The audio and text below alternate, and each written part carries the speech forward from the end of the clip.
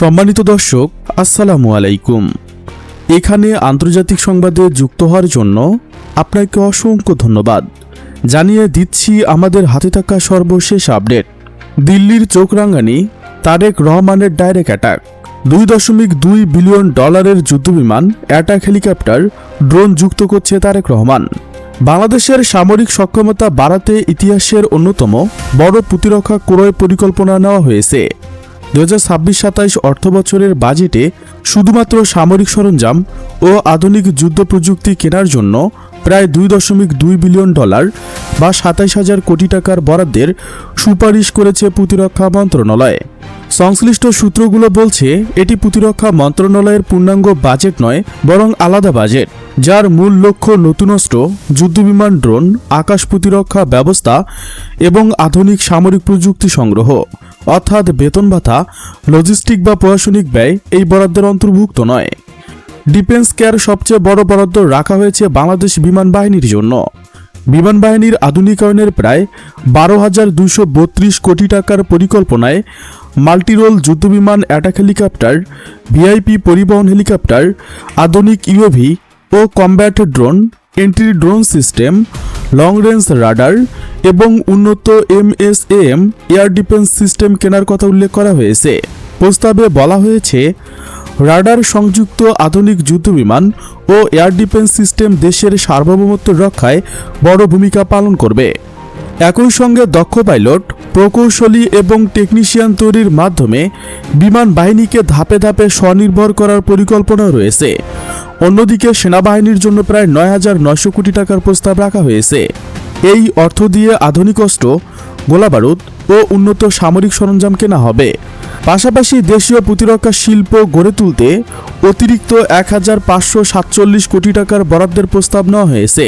Defence care নৌবাহিনীর সক্ষমতা বাড়াতেও নেওয়া হয়েছে বড় উদ্যোগ। দেশীয় শিপাইট ব্যবহার করে 4টি বড় টহল জাহাজ নির্মাণের পরিকল্পনা রয়েছে। এছাড়া সাবমেরিন ঘাঁটি, পেকুয়ার জন্য কাটার সাকশন ড্রেসার, প্রশিক্ষণ সিমুলেটর এবং আধুনিক যোগাযোগ সরঞ্জাম কেনার উদ্যোগও নেওয়া হয়েছে। সশস্ত্র বাহিনীর অবকাঠামোগত উন্নয়নের অংশ হিসেবে ঢাকা, চট্টগ্রাম এবং খুলনায় নৌবাহিনীর বিভিন্ন ঘাঁটিতে প্রশাসনিক ভবন, আবাসিক কমপ্লেক্স ও হাসপাতাল নির্মাণের পরিকল্পনাও রয়েছে। বিশ্লেষকদের মতে, আঞ্চলিক নিরাপত্তা পরিস্থিতি, আধুনিক ড্রোন যুদ্ধের বিস্তার এবং ভূরাজনৈতিক বাস্তবতার কারণে বাংলাদেশ এখন দ্রুত সামরিক আধুনিকায়নের দিকে এগোচ্ছে।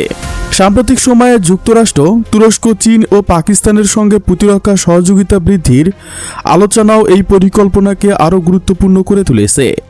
বাংলাদেশ অন্তত 5 বছরের মধ্যে যেন 20 থেকে 30 বিলিয়ন ডলার সামরিক খাতে বাজেট রাখতে পারে, সেদিকে খেয়াল রাখতে হবে।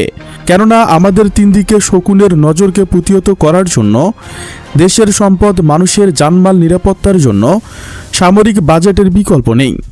দেশের অন্যান্য মেগা প্রকল্প যেরকম গুরুত্বপূর্ণ, সামরিক সক্ষমতা ও ঠিক এর চেয়ে বেশি গুরুত্বের।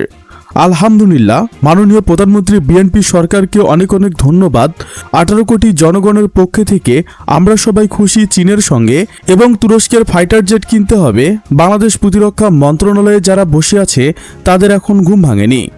বাংলাদেশের উচিত চীন, জাপান, তুরস্ক, ফ্রান্স, জার্মানি, ইরান থেকে এদের সাথে 50 বছর মেয়াদী প্রতিরক্ষা চুক্তি করা এবং বাংলাদেশের বিমান বাহিনীকে আধুনিকায়ন করার জন্য চীন, তুরস্ক থেকে 5ম প্রজন্মের যুদ্ধবিমান ক্রয় করা, উন্নত আকাশ প্রতিরক্ষা ক্রয় করা, যৌথ প্রতিরক্ষা চুক্তির মাধ্যমে মিসাইল উন্নয়ন করা, উপকূলীয় রাডার স্টেশন, আধুনিক সাবমেরিন এবং আধুনিক নৌবাহিনী গঠন করার গুরুত্ব অপরিসীম।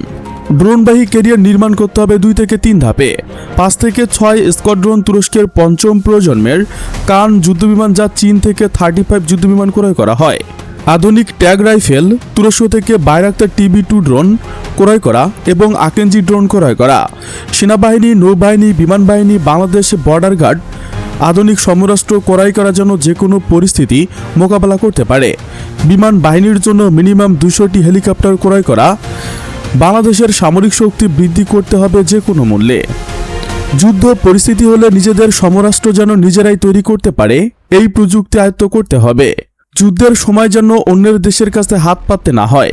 এখন ওই সময় বাংলাদেশের প্রতিরক্ষা মন্ত্রণালয় যারা বসে আছে তাদের এ বিষয়ে কাজ করা, অবশ্যই তা করতে হবে এবং প্রতিরক্ষা খাতে যাতে দুর্নীতি না হয় সেই ব্যবস্থা গ্রহণ করতে হবে। এই মুহূর্তে আমাদের জরুরি প্রয়োজন বিমান বাহিনীকে উন্নত প্রযুক্তির যুদ্ধবিমান কেনা, 1000 পাইলটকে পাকিস্তানে প্রশিক্ষণ দিয়ে নিয়ে আসা জরুরি। বর্তমান যুগে আকাশ নিরাপত্তা জরুরি। দেশি ক্ষুদে বিজ্ঞানীদের আবিষ্কারকে কাজে লাগানো, এটা করলে দেশের অনেক টাকা বেঁচে যাবে। একজন নেটিজেন বলেছে, ভাই কি হবে, কোনো লাভ নেই, 300 কিলোমিটার মিসাইল দিয়ে কিছুই করতে পারবে না, তার চেয়ে যদি দেশের প্রতিটি জেলা থেকে বাছাই করে নিজেরাই তৈরি করার চেষ্টা করত তাহলে আগামী 5 বছরের মধ্যে সবকিছু নিজেরাই তৈরি করতে পারত। দরকার পড়লে 3 বেলা থেকে 2 বেলা খাবার খেয়ে তবু আমাদের অস্ত্র কিনতে হবে, দরকার পড়লে ভ্যাট ট্যাক্স বাড়িয়ে দিক। 54 বছরে আমাদের বন্ধুরাষ্ট্র ইন্ডিয়া আমাদের কি দিয়েছে, আজ পাকিস্তান কি দিচ্ছে তা দেখে অনেকের জ্বলবে। এদিকে সেনাপ্রধানের তুরস্ক সফরে বাংলাদেশে আসছে কামিকাজি ড্রোন ও স্মার্ট অস্ত্র। তুরস্ক সফররত বাংলাদেশ সেনাবাহিনীর প্রধান জেনারেল ওয়াকারুজ্জামান তুরস্কের সমরাস্ত্র নির্মাণ প্রতিষ্ঠান অ্যাসেন্সেলের তৈরি ড্রোন, লয়টারিং মিউনিশন সহ বিভিন্ন সমরাস্ত্র পরিদর্শন করছেন। এ সময় প্রতিষ্ঠানটির চেয়ারম্যান বাংলাদেশের জন্য উপযোগী বিভিন্ন ধরনের সমরাস্ত্র সম্পর্কে সেনাপ্রধানকে বিস্তারিত ব্রিফিং করেন এবং বাংলাদেশকে এগুলো অফার করেন। বর্তমান বিশ্বে যুদ্ধের চরিত্র বদলে গেছে। এখন বিজয় নির্ভর করে তথ্য সংগ্রহ, রিয়েল টাইম গোয়েন্দা নজরদারি, ড্রোন প্রযুক্তি, সাইবার নিরাপত্তা, ইলেকট্রিক ওয়্যারফেয়ার সহ দ্রুত সিদ্ধান্ত গ্রহণের সক্ষমতার ওপর। ফলে আধুনিক প্রতিরক্ষা পরিকল্পনায় এসব প্রযুক্তিকে কেন্দ্রীয় গুরুত্ব দেওয়া উচিত। এমন বাস্তবতায় বাংলাদেশের প্রতিরক্ষা পরিকল্পনা হতে হবে দূরদর্শী, বাস্তবসম্মত এবং প্রযুক্তি নির্ভর। এই প্রেক্ষাপটে বাংলাদেশের পরবর্তী বড় প্রতিরক্ষা অগ্রাধিকার দেওয়া উচিত একটি সমন্বিত মাল্টিডোমের ডিফেন্স ক্যাপাবিলিটি গড়ে তোলা। বিশেষ করে আধুনিক যুদ্ধের অভিজ্ঞতা দেখিয়েছে যে ড্রোন, লয়টারিং মিউনিশন, ইলেকট্রিক ওয়্যারফেয়ার এবং শক্তিশালী এয়ার ডিফেন্স এখন যুদ্ধক্ষেত্রে নির্ধারিত ভূমিকা পালন করছে। তাই বাংলাদেশের জন্য মধ্য ও দীর্ঘপাল্লার বিমান প্রতিরক্ষা ব্যবস্থা, লয়টারিং মিউনিশন, কাউন্টার ড্রোন প্রযুক্তি এবং সমন্বিত আকাশ নজরদারি নেটওয়ার্ক গড়ে তোলা অত্যন্ত গুরুত্বপূর্ণ। সম্ভাব্য কর্মসূচির আওতায় সেনাবাহিনীতে উন্নত ব্যক্তিগত যুদ্ধ সরঞ্জাম, স্মার্ট গোলাবারুদ, লয়টারিং মিউনিশন, টেকটিক্যাল ড্রোন এবং ডিজিটাল ব্যাটেল ম্যানেজমেন্ট সিস্টেম যুক্ত করার প্রবল চেষ্টা চলছে। বাংলাদেশ সেনাবাহিনী শুধু আমদানির উপর নির্ভরশীল না থেকে দেশের নিজস্ব প্রযুক্তিতে ড্রোন ও লয়টারিং মিউনিশন তৈরির উপর জোর দিচ্ছে। সেনাবাহিনী নিজেদের এসেন্সিয়াল সমৃদ্ধ করার জন্য আরও অ্যাটাক ড্রোন কিনবে। একই সাথে অন্যান্য নজরদারি, আক্রমণ এবং সুইসাইড ড্রোন এবং লয়টারিং মিউনিশন ধাপে ধাপে সেনাবাহিনী বহরে যুক্ত হবে। প্রিয় দর্শক, সরকারের এই পদক্ষেপ বাংলাদেশের সামরিক শক্তি কতটা বাড়াতে পারবে বলে আপনি মনে করেন? আপনার মতামত কমেন্টে জানান। বাংলাদেশের সামরিক বাহিনী নিয়ে আরও জানতে আমাদের চ্যানেলের ভিডিও ট্যাব থেকে ঘুরে আসুন। এই ভিডিওটি ভালো লাগলে লাইক বাটনে ক্লিক করুন, ভিডিওটি আপনার বন্ধুদের সঙ্গে শেয়ার করুন এবং তাদেরকে ভিডিওটি দেখার সুযোগ করে দিন। Thanks for watching my video. আল্লাহ হাফেজ।